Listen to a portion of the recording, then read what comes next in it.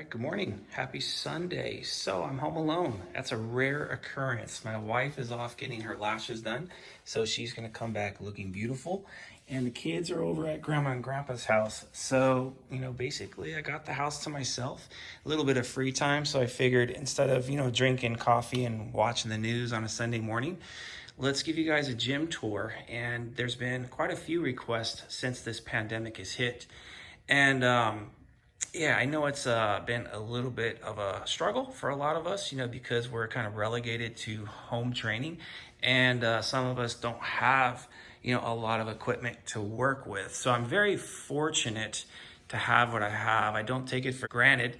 What this pandemic has taught a lot of us by now as bodybuilders, that even with limited equipment, it really just comes down to our level of commitment, our work ethic, the 3Ds: dedication, desire, and discipline. Like, if you have all that, you're going to make something happen for yourself. And, the beautiful thing about science is that it kind of shows us and guides us, how to kind of make things work with, a lot of tools at our disposal. But still, I will say though that, having a fully loaded commercial gym, far more practical, I should say. So anyways, I've been training out of a home gym since 2004.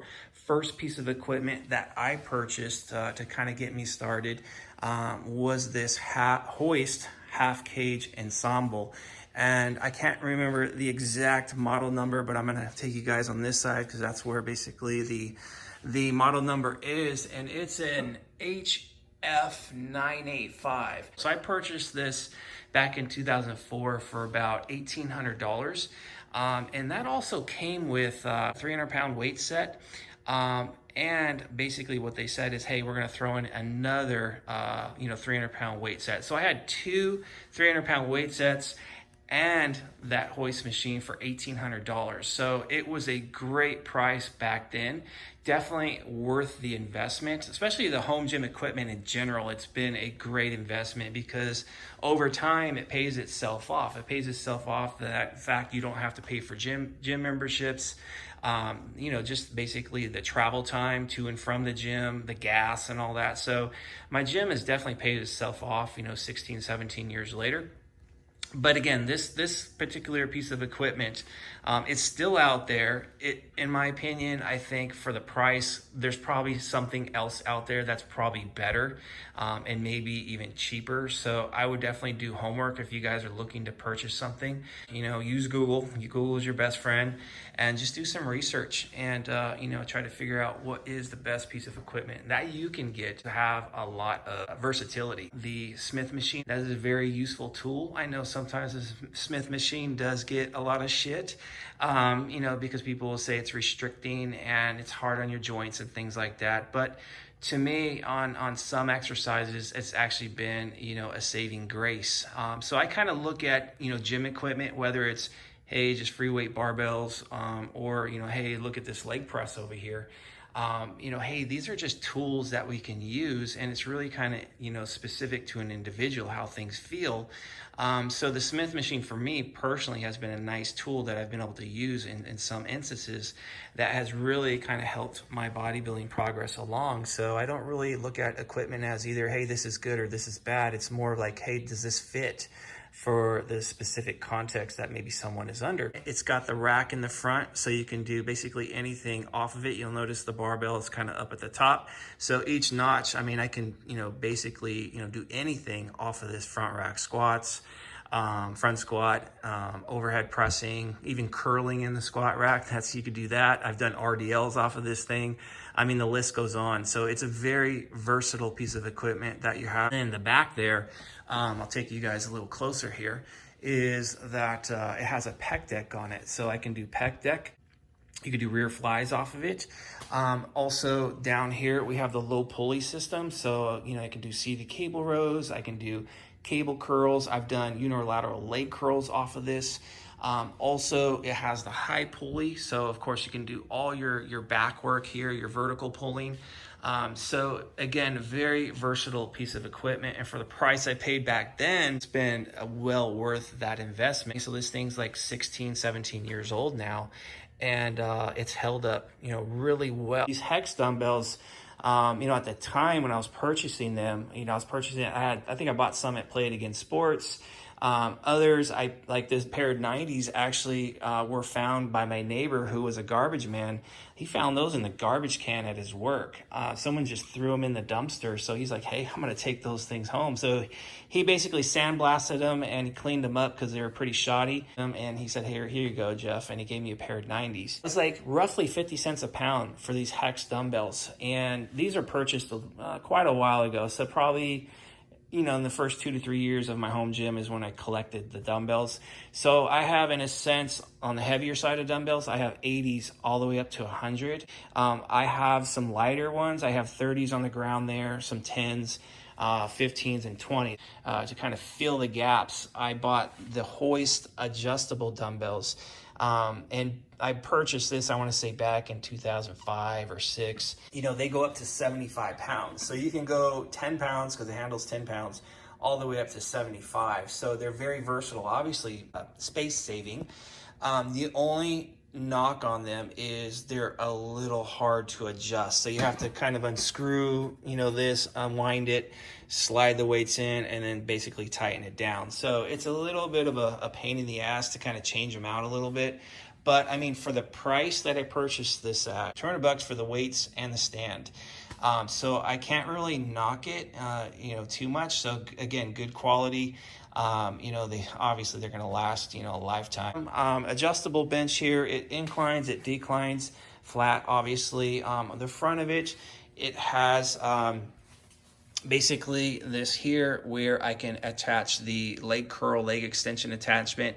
I will say it's not the greatest, leg curl and leg extension attachment. But, I will say that it does the job. So again, when you're in a home gym, a lot of the equipment you get, let's say if it's not commercial grade, it's not going to be as fluid as, something you might find in a commercial gym, like a nice leg extension or leg curl machine. So basically I'm kind of just, working with what I got. And again, the level of commitment, the work ethic, you can kind of get things done. Row machine that I have here. So this is a Valor Fitness. And the model on it is a CB14. And this machine here I purchased because for me personally, like doing like barbell rowing, Pendlay rowing, things like that, it's hard on the lower back, hard on the legs. And what I would notice is that when I was doing, heavy barbell rowing and Pendlays and all that, my legs and lower back would just get fatigued. So when I went to go do legs, it's really rough. If I'm squatting, let's say a couple times per week, or hip hinging a couple times per week, if I'm doing RDLs or deadlifts or something like that, you're already getting a lot of stress with your lower back and legs. And then to compound it with a lot of rowing, it just was increasing the demand so much that, I found myself having trouble recovering from all that. The solution was, hey, okay, let's do more seated rowing. So I was doing seated rowing with the low pulley here, but in order to kind of do that, you have to sit on the ground. And it just become a little bit burdensome to have to, sit on the ground all the time. It's uncomfortable, it's dirty and all that. And that is the reason why, we purchased this machine here. Again, Valor Fitness CB14. Got it on Amazon. It was roughly, I want to say $270 if I can remember correctly. I would say that the quality of this machine, it's really good for the price. It's really good for a home gym piece of equipment. If this was, let's say, in a commercial gym, I don't think it would probably last too long, just from like repetitive use over and over again, multiple users. But, for a home gym, using it, let's say a couple times per week, this thing is like just really, really good quality for the price. And what I love about it is, you can either use the neutral grip handle, which basically rotates. So it basically kind of just, when you're pulling back on it, it just feels really, really comfortable on the wrist and things like that. And it also has the overhand handle here. So it's got, a couple different grips there that are really nice. the adjustable chest padding here. So basically you can kind of match it up to where your range of motion is at. And then as far as the seat, that was the only knock I'll say, was the seat post was too short. So I kind of just sat too low in it. And, you know, when I'm rowing in, I was rowing like really, really high, and it kind of bothered my shoulders, my traps a little too much. So I had my brother-in-law, well, I should say he was nice enough to take the seat down to a machine shop, and he had a new post welded to it, a longer post. So now I can basically go a bit higher and get a little bit more of a sweet spot as far as, you know, rowing a little bit more to like mid stomach, lower chest level. Personally, I like to row mid belly or even just slightly below the chest, so I can get more scapular traction, hit my upper back musculature a bit more. And then as far as like my lats, that's where I kind of depend on the vertical pulling to kind of target more of my lats. And ever since I kind of made that adjustment years back, that's where I saw the most improvement to my back, is just, you know, altering the way I do my rowing. The only other knock I should say is sleeves here to put the Olympic plates on. They're plastic. That's the only downside, and so I have to be very careful loading on it because I don't want to crack it, and they do slide off a little bit at times, so I have to kind of, you know, hit them back in. But outside of that, the machine, for the price, again, really, really good. It's the PowerTech compact leg press. So I purchased this, I think, a couple years now. It's been a couple years since I've had it. A good piece of equipment. It's space saving for a leg press. It's not that big, so it doesn't take up a lot of space. And the reason I purchased this machine here, as far as from a bodybuilding perspective, is that I was having some issues with my lower back from back squatting. Like I was back squatting a couple times per week. Just my lower back just kept giving out. And I sustained about 3 lower back strains within a year. And on the third one, I was like, okay, I'm done back squatting. So here we go. Let me look into a leg press. So this one here, I was like, okay, I did a lot of research on it. I watched a lot of videos on it, multiple people, you know, training on it. And it seemed like it looked smooth. It looked like it was, you know, had a decent range of motion and all that. So I went ahead and just kind of purchased it without actually trying it myself, and thankfully it worked out. But what's really cool about it, again, it's space saving. It does have a 700-pound limit on it. Well, the challenging part about that is a bunch of 45s. It'll basically tap out. You know, you'll run out of room. You won't even get close to 700 pounds. So I had to purchase some 100-pound plates in order to kind of make that happen. I had these 200-pound plates a long time ago, so I bought 2 more. I got those on Amazon, found a place that's fairly reasonable. So I had those shipped. I know the UPS driver doesn't like me too much because of that. But yeah, it just kind of helped me to load this machine to its capacity. It adjusts, like this back plate adjusts.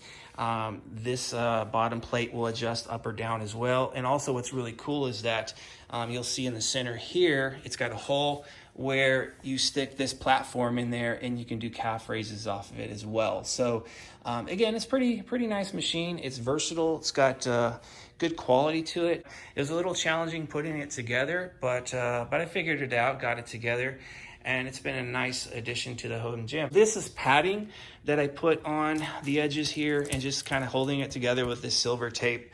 And the reason the padding is there is obviously I have a 7-year-old that plays in the garage at times, and I don't want him smacking his head on that because that can be pretty deadly. So that is that machine. And then my latest purchase is this Elite FTS American press bar. And what I love about this thus far is that it's very friendly as far as, you know, chest pressing, because it just keeps your elbow and arm in more of a neutral position. It's a little bit more joint friendly. So that's been helping me out, especially as an older bodybuilder. So this cabinetry here, painted it black, put the 3DMJ logo on it.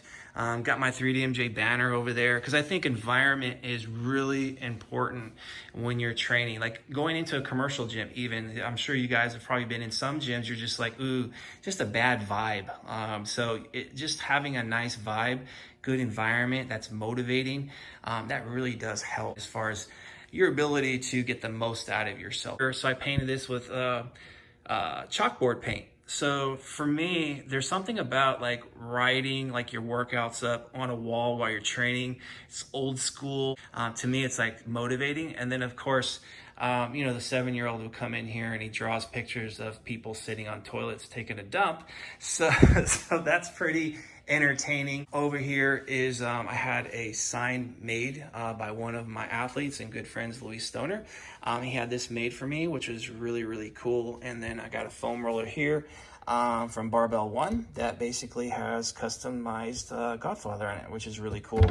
And then over here, I just added this Bose speaker here for the stereo system in here, and that has really kind of helped. Again, environment, right? Music is really important when you're training, so that's been a nice addition. And then in here is where I kind of keep all the handles and attachments. So I just have like my knee wraps, my Versa grips, and as far as that stuff goes, I know some people are like, why are you using knee wraps?